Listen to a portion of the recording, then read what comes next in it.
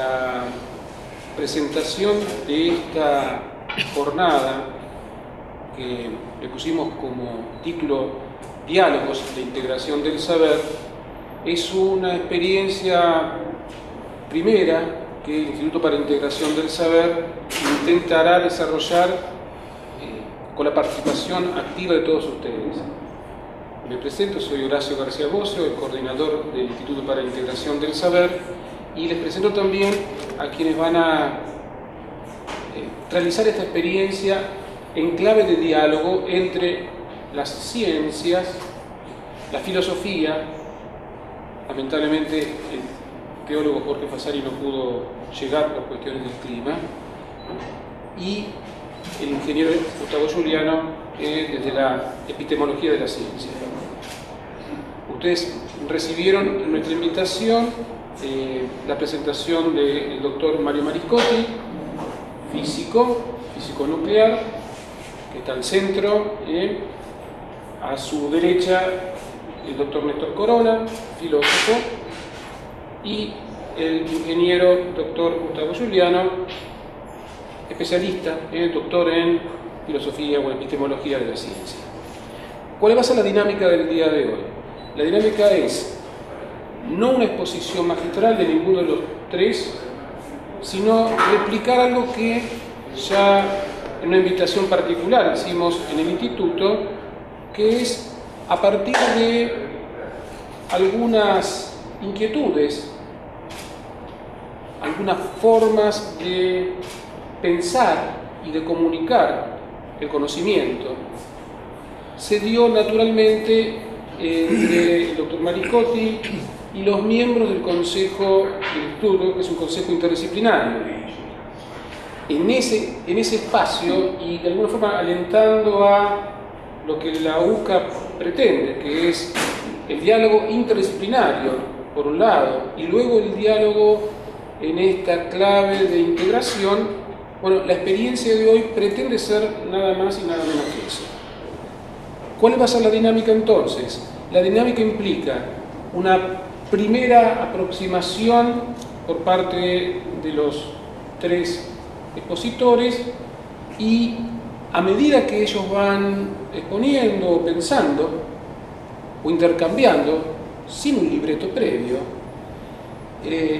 poder recibir por parte de ustedes comentarios, preguntas, de modo tal que yo ir recogiéndolas y, sin esperar a que terminen de dialogar o de exponer, poder introducirla también en este espacio y en este ejercicio. Es un ejercicio intelectual. El objetivo también es, por eso el agradecimiento a Teresita Riccitelli, la directora del Instituto de Comunicación, a Jorge Liotti, director de la carrera de Periodismo, a Pablo y a su equipo técnico, que nos están prestando este medio para el registro de esta experiencia, que luego pueda ser colgado en la página web de la UCA, y que también eso replique en otras experiencias entre las facultades, entre la UCA y otras facultades, y que quede como un registro de una posibilidad, de un horizonte de posibilidad que nos estamos planteando. Cuando nos encontramos con el doctor Mariscotti en el primer encuentro, que como siempre el IPIS trata de recibir en clave de un rico café, unas ricas medias lunas, lo entendimos bien, ¿no es cierto? Y salió una multiplicidad de ideas, de aproximaciones, de sorpresas. ¿Qué tiene para decir? ¿Qué puedo decirle a un físico nuclear? Viniendo de las ciencias políticas, viniendo de la historia, viniendo de la economía, viniendo de la ciencia de la educación, de la filosofía, de la teología, que son un poco las disciplinas que están dando vueltas en el IPIS.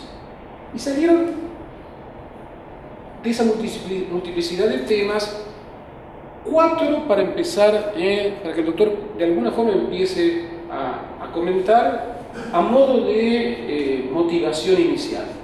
El concepto de entender en la ciencia actual, la motivación estética del científico, la vocación científica y el uso de la ciencia, y otro era ciencia, sentimientos y fe. Muchas gracias por esta invitación que Es sin duda un desafío singular. No es tan fácil como hablar de física nuclear. Pero la verdad que aprecio la invitación y disfruté del primer encuentro que tuvimos en ese intercambio. Supongo que yo debería limitarme a no más de 10 minutos, me imagino, para dar lugar a los otros y después conversar y todo, ¿no es cierto? Así que esto va a ser un poquito... bueno, vamos a ver qué es lo que vamos a hacer por estos 4 temas, porque obviamente cada uno de estos temas que fueron mencionados da para un rato largo. Pero quería decirles que evidentemente yo soy acá un representante de las ciencias duras y blandas que se dice normalmente, pero en mi juventud tuve algunas inquietudes por las ciencias blandas, o por lo menos por las humanidades y la literatura. Y luego, bueno, las cosas fueron sucediendo de una cierta forma y terminé estudiando física.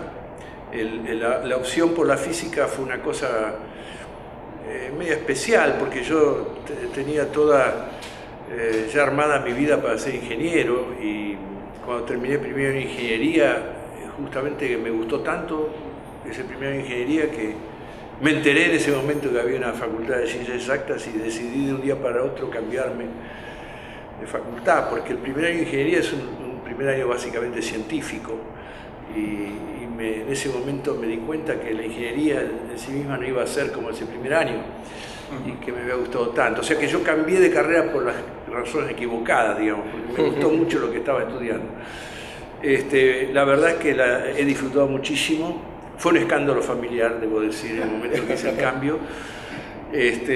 Pero toda mi carrera la he disfrutado muchísimo. Para mí fue un privilegio, fue una suerte que algo me haya hecho tomar esta decisión bastante irreflexiva. Bueno, pero yendo más a estos temas que hemos un poquito elegido y que fueron parte de lo que conversamos en la otra reunión, uno de los temas que me pareció interesante es el concepto de entender. Porque lo que ocurre es que las ciencias físicas cambiaron en forma revolucionaria hace unos 100 años, un poquito más, digamos, prácticamente al principio del siglo XX, ¿no? Ahora voy a decir un poquito en qué sentido lo digo esto, pero cambiaron de tal forma que yo creo que el concepto de entender las cosas ha cambiado también. Yo pienso que la forma clásica de entender en nuestra mente y de absorber conocimientos nuevos era, digamos, que uno nace y empieza a escuchar sonidos y empieza a escuchar o ver cosas redondas, pelotas, aprender lo que es el viento, aprender lo que es la luz, aprender lo que es los colores, etcétera, etcétera, y todo el mundo que nos rodea, que nos permite dar una base de conocimientos y de experiencia, que después, cuando viene un nuevo conocimiento, en el sentido clásico del mundo macroscópico, digamos, normalmente uno lo podía asociar, y lo puede asociar hoy día fácilmente, a cosas que son parte de esa experiencia que viene desde nuestro nacimiento. Por ejemplo, nos explican que un átomo es un núcleo, una pelotita con electrones que dan vuelta alrededor de esa pelotita. No nos cuesta imaginarnos, porque eso, las pelotitas las conocemos, y cosas que dan vuelta alrededor de otras y que rebotan o que no rebotan, o una piedra que da vuelta atada a un hilo y que hay una fuerza centrífuga y el hilo que impide que la piedra salga volando para otro lado, y la fuerza de la gravedad. Todos caemos, sabemos que las cosas caen, entonces todo eso es relativamente fácil, ir aumentando nuestro patrimonio, digamos, de conocimientos. Lo que yo digo es que hoy día es diferente la cosa. ¿Por qué digo que es diferente? Porque en realidad el avance que se ha hecho en las ciencias físicas en este último siglo nos muestra que tanto en la en el mundo inmensamente grande como en el mundo tremendamente pequeño, las cosas funcionan diferente de que como nosotros las experimentamos en nuestro mundo, digamos así, intermedio a la escala humana. La cosmología, por ejemplo, los cuerpos celestes, los hoy día agujeros negros, las supernovas, los quasars y muchos otros fenómenos que ocurren en el cosmos, hay que recurrir a la nueva mecánica cuántica para decir que las entendemos. Lo mismo en el mundo microscópico. Ya la verdad es que el átomo y el núcleo y los electrones no son realmente como nos gusta imaginarnos y hacemos bien, porque de alguna forma las cosas las tenemos que imaginar. Pero no es así como funciona todo. Y cuando uno hace experimentos se encuentra con cosas muy raras. Por ejemplo, creo que no sé si fue que di ese ejemplo la vez pasada, imagínense ustedes que estamos todos, una buena cantidad de personas adentro de una sala de cine y se termina la película y entonces el acomodador abre una puerta, entonces la gente empieza a salir por esa puerta al hall de entrada. ¿Cómo se va a distribuir esas personas en el hall de entrada? Y van a tener una distribución, la mayor densidad va a ser más o menos en el medio y en densidad va a ir decayendo hacia los costados, ¿no es cierto? Más o menos es una distribución de densidad del tipo. Eso es lo que se espera. Ahora resulta que el acomodador abre otra puerta. Abre otra puerta y automáticamente aparecen lugares prohibidos en el hall de entrada. O sea, lugares prohibidos para que haya gente. Es decir, la gente desaparece de esos lugares y se concentra en otros. Como máximos y mínimos, digamos, como pasa con las ondas. Es una cosa que no lo podemos imaginar. Entonces, esto es solamente un ejemplo. Hay muchos otros ejemplos de cómo podemos tener dificultades. Lo mismo también con la teoría de la relatividad, que ahora me voy a referir brevemente. Digamos, imaginar que el tiempo no es un absoluto es muy difícil para nosotros. Entonces, a lo que voy es el concepto de entender en qué sentido cambia. En el sentido siguiente, por lo menos para los científicos duros, digamos así, es que el lenguaje de la ciencia hoy día es la matemática. Y las reglas del juego, digamos así, es poder expresar matemáticamente, a partir de un experimento o a partir de una idea, una ecuación, una teoría o un modelo. Y matemáticamente resolver esa ecuación y obtener un resultado y compararlo con la experiencia. Y eso es todo, bueno, o ni más ni menos, de lo que hoy día hacemos. Entender entonces es simplemente, a mi modo de ver, digamos, esto es una idea mía, digamos, es ser capaz de expresar matemáticamente los fenómenos de la naturaleza y ser capaz de explicarlos y de predecirlos. Es decir, la matemática, esas ecuaciones matemáticas que expresan leyes, tienen que ser capaces no solo de reproducir los experimentos que se han hecho, sino también de predecir otros resultados. Y esa es mi manera de pensar respecto al tema del concepto de entender. Sobre la motivación estética del científico, que me parece también una cosa que de alguna manera, decir motivación estética para un científico pareciera una contradicción, porque en ciencias duras uno no puede estar sometido a sentimientos, digamos. Se supone que, de nuevo, hago una teoría, mido, los datos son duros, y me tengo que ajustar a ellos. Y sin embargo, voy a contar brevemente la historia, muy brevemente por supuesto, de la teoría de la relatividad de Einstein, que revolucionó nuestros conocimientos y nuestros conceptos del espacio-tiempo de una forma tan espectacular.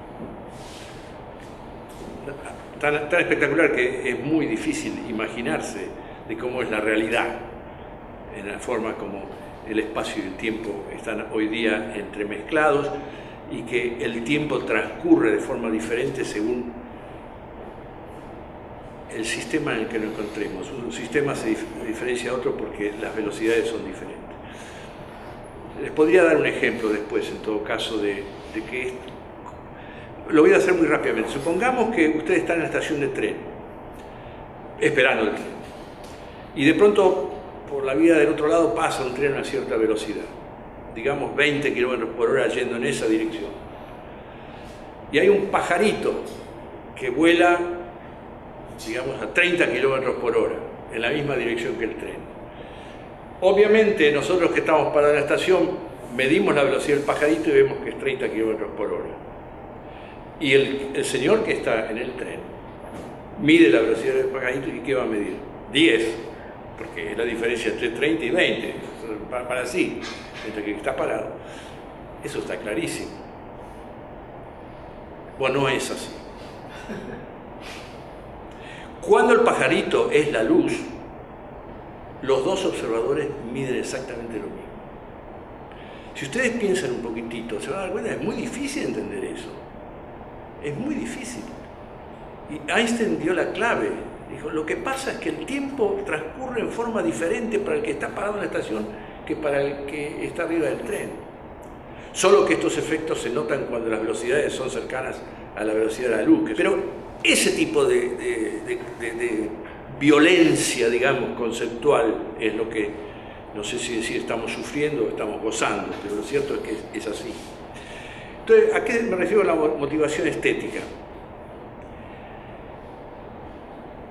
En la época Einstein, la teoría de la relatividad, Einstein la propuso, la primera teoría, la teoría especial de la relatividad del año 1905. En esa época había muchas mediciones que no muchas, había 2 o 3 mediciones que mostraban que la velocidad de la luz era siempre la misma, independientemente de si la medíamos desde la Tierra, la medíamos de un cohete, la medíamos de distintos lugares, digamos, de distintos tipos de experimentos. Bueno, y se sucedieron explicaciones. No está claro si Einstein era muy consciente de estos experimentos y estos resultados. Eso, los historiadores no se ponen de acuerdo respecto de eso. Pero lo que sí, ciertamente, es lo que Einstein dice por otra parte en su trabajo, digamos, y lo que él estaba preocupado era por una cosa totalmente diferente. Resulta que desde la época de Galileo se sabía que si uno hacía experimentos de mecánica, digamos, experimentos de mecánica quiere decir hacer correr una bolita por un plano inclinado, ese tipo de cosas, un péndulo, una fuerza que empuja, experimentos de mecánica. En un colectivo, o un tren, digamos, que va a cierta velocidad, y en la estación de tren, el experimento da exactamente igual. O sea que es totalmente independiente de la velocidad del lugar donde nosotros estamos midiendo. Eso se llama principio de equivalencia. O sea, dicho de otra manera, que es muy interesante, es ningún experimento de mecánica es capaz de determinar un estado de reposo absoluto.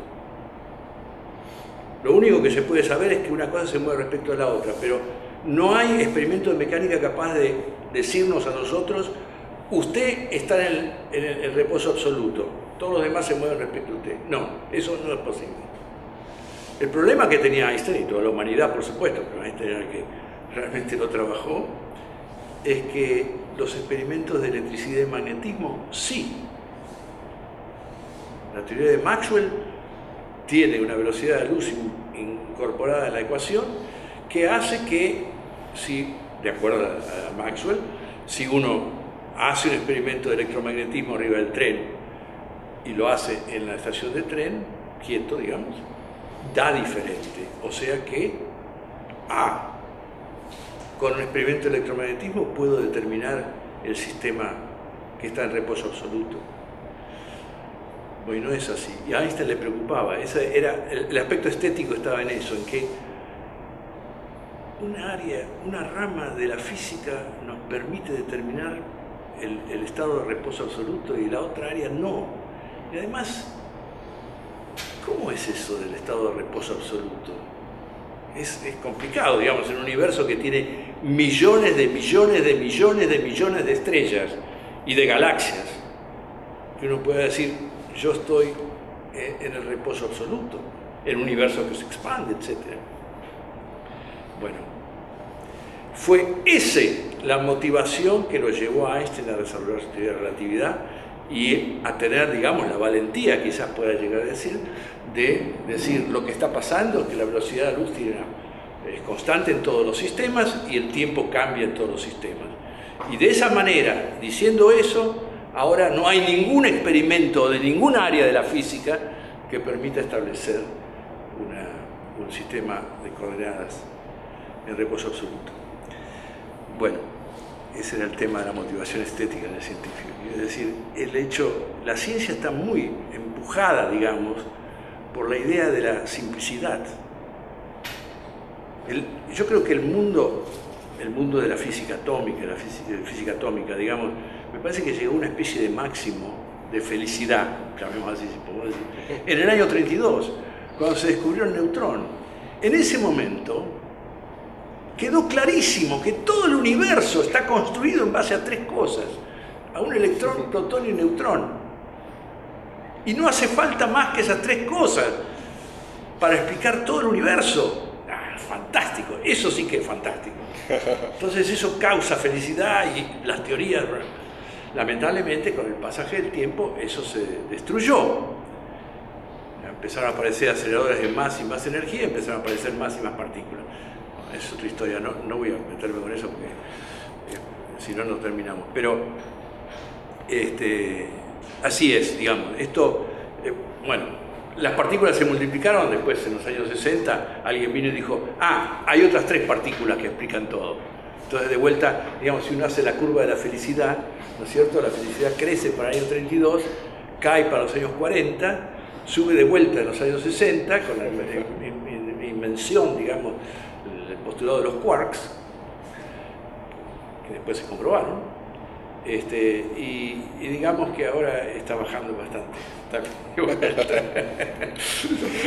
Bueno, sobre la vocación científica y el uso de la ciencia, lo que habíamos hablado la vez pasada, creo, si recuerdo bien, era que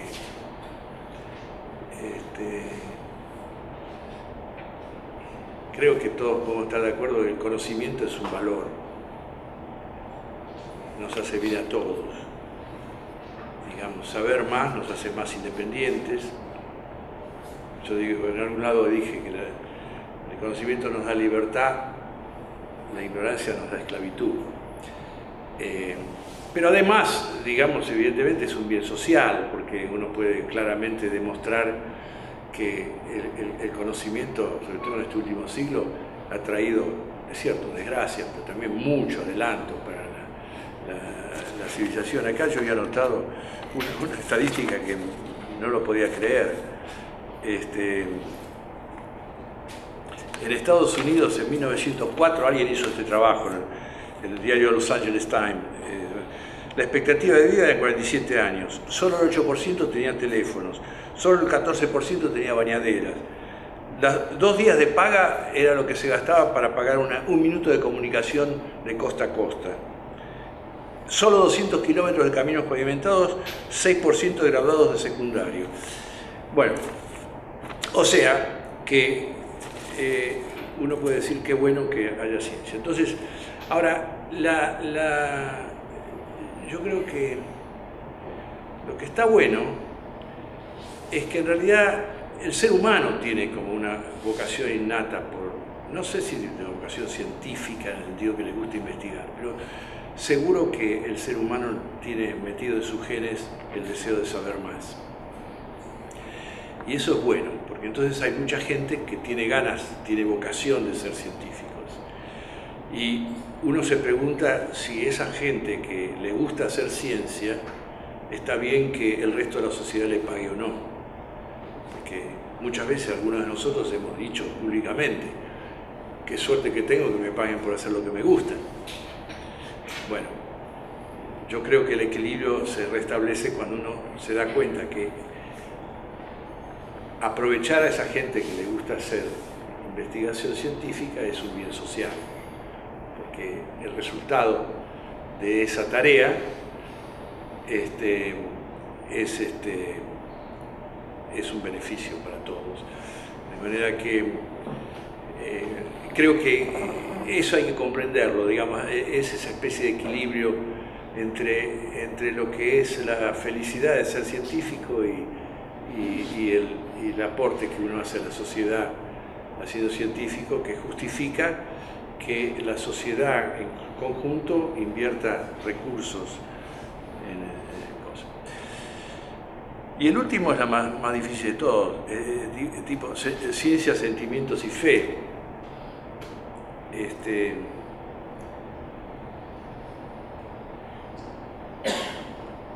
Por supuesto que hay mucha gente que cree que hay una antinomia entre un conflicto grave entre ciencia y fe.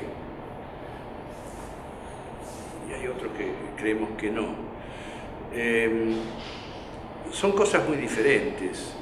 Digamos, obviamente la ciencia se basa en datos duros, como decíamos recién. Una cosa que no dije, pero que es obvio, alguna vez tuve una discusión con filósofos en ese sentido, digamos. Había unas reuniones con filósofos hace unos años en donde hubo más de uno que dijo, la ciencia empezó con Aristóteles. Y hizo una especie de panegírico de lo que era la ciencia de los griegos, que era la especulación mental, teórica, pura, y de ahí poder deducir las leyes de la naturaleza. Y eso, desde el punto de vista, al menos de ese filósofo, era una cosa muy linda. O sea, es realmente la especulación absolutamente abstracta que permite conocer la naturaleza. Bueno, eso a mi modo de ver es un concepto totalmente equivocado, porque de hecho se demostró que la ciencia de los griegos estaba en buena medida equivocada, digamos, fundamentalmente, digamos, en mecánica. Uno sabe que es recién después que Galileo hace la prueba de tirar dos objetos de distinto peso de la punta de la torre de Pisa, y que demuestra que los dos caen con la misma velocidad, que ahí se da vuelta todo, porque hasta ese momento la idea era es obvio que las cosas más pesadas caen más rápido, y no es así si despreciamos ¿cómo se dice? El efecto del aire, digamos. Pero, digamos, en el vacío, las dos cosas que al mismo tiempo. Y eso fue un cambio brutal. El otro cambio brutal es el hecho de que si un cuerpo en movimiento no recibe ninguna fuerza, se va a quedar moviendo para siempre. Ridículo, ¿cómo va a ser eso? Cualquier experiencia que hago, veo que se para. Lo pongo en movimiento y lo dejo ir y se para. Por la fricción, claro. Pero eso fue recién con Galileo. ¿Por qué? Porque a Galileo se le ocurrió, fue el primero que empezó a hacer experimentos, a medir. De manera que, por eso digo, la ciencia, a mi modo de ver, tiene que tener un diálogo continuo entre el experimento y la teoría, no puede estar separada. Así que en eso podemos tener una diferencia a lo mejor con los filósofos, en el sentido de que hay que hacer experimentos, hay que medir, está basada en los datos.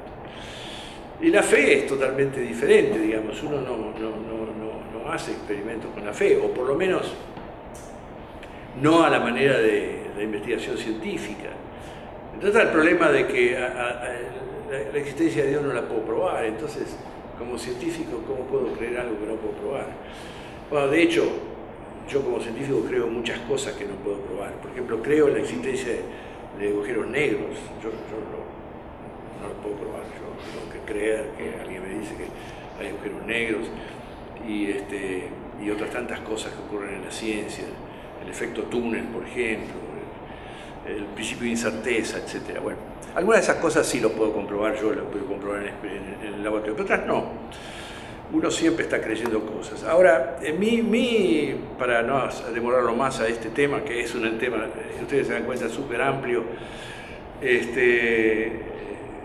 mi idea es que Dios hizo las cosas de tal manera de que no podamos demostrar su existencia en forma científica, o sea, no podamos decidir si existe o no. Y creo que lo hizo porque me parece que Dios debe querer que la relación entre nosotros y Él sea una relación de amor. Entonces, si yo pudiera demostrar la existencia de Dios o no y empezar a creer en Dios una vez que compruebo científicamente que existe, bueno, eso del amor. Cuando uno está enamorado, cree en el ser que ama, digamos, cree en el ser que ama, digamos, no quiere hacer experimentos acerca de cosas, está ahí.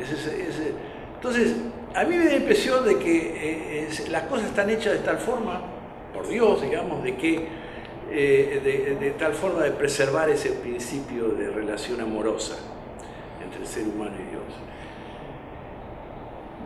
Dios. Lo cierto es, y termino con esto, que también como antes hacía eso de la curva de la felicidad, ha habido una especie de curva también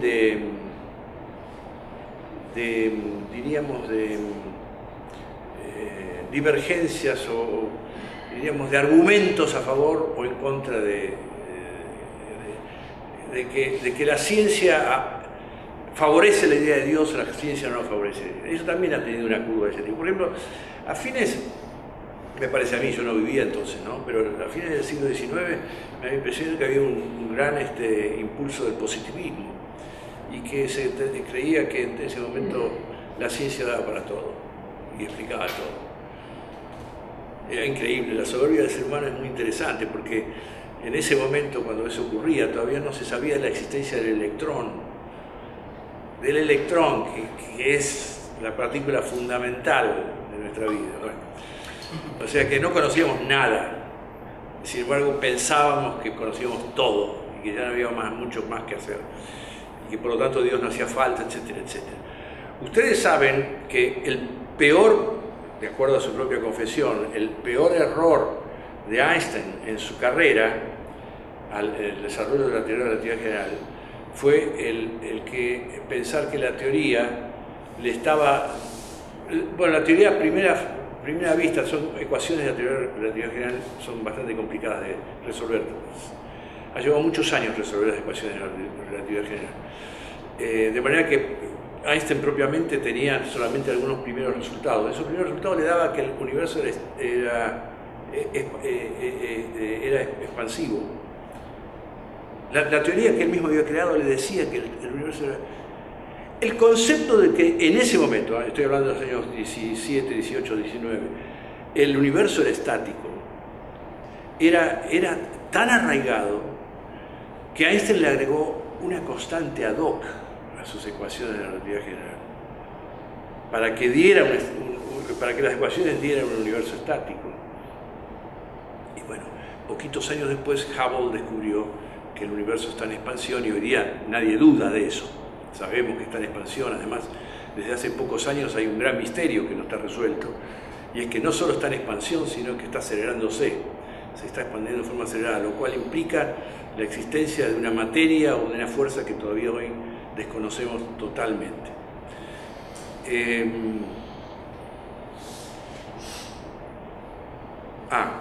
Estaba hablando de la curva de congruencia o de, diríamos, de acercamiento entre la ciencia y la fe. Entonces, el Big Bang, que eso es la expansión del universo, eso nos señala, y hoy día nadie duda, de que hubo un principio en la creación del universo, que llamamos Big Bang. Pero no solo eso, al principio, en los años 20 y 30, cuando se descubrió que el universo estaba expandiéndose, se creía, claro, que la idea era, hay un espacio dentro del cual hay un Big Bang y entonces el universo se expande. Hoy día sabemos de una forma relativa, ¿no? Porque siempre puede aparecer una nueva teoría que mejore nuestros conocimientos, pero lo que hoy día se entiende que es correcto es que con el Big Bang apareció el espacio y el tiempo, no solo la materia y la energía. A mi modo de ver, eso da cierta consistencia a una idea de la creación, digamos. O sea, ¿no? Hay algunos que dicen, no, eso significa que Dios no existe, que eso fue una creación espontánea, además, bueno, no sé, de un universo estático, un universo que tiene un origen bien preciso, un instante preciso,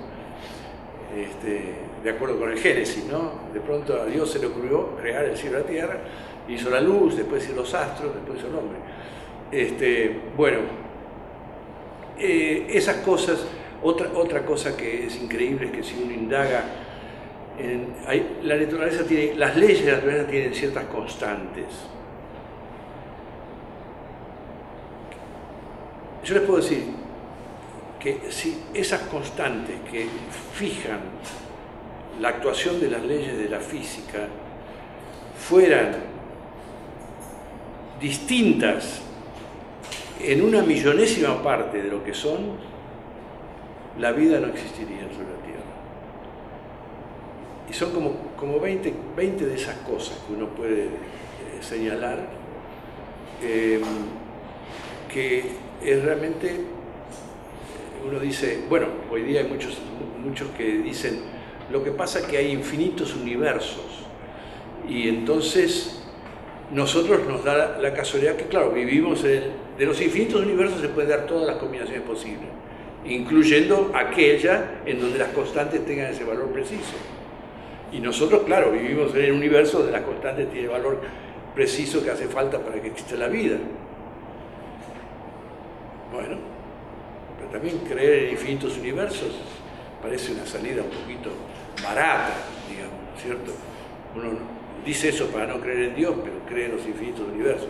Es más o menos una cosa parecida, ¿sí? Voy a tratar de ser lo más breve posible también.